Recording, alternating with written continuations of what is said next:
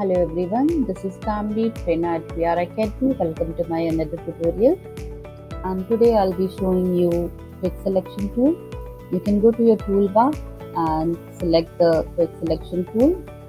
The shortcut for quick selection tool is W. Now quick selection is the tool which is going to help you to make a selection.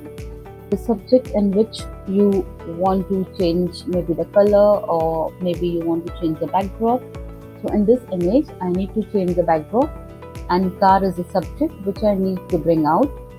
So for this, what I'll do is I'll simply make a click and try to select the subject. Now as you make the selection, make sure that you are trying to capture the area properly so that your subject is selected. Now quick selection tool tries to capture the pixels.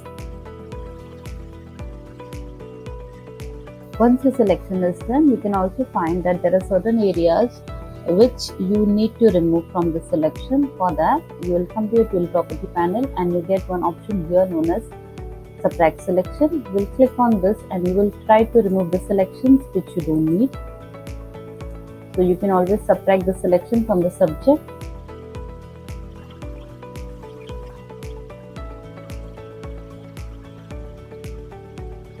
Over here again, if you can see, there are certain areas which I still need to capture inside my subject.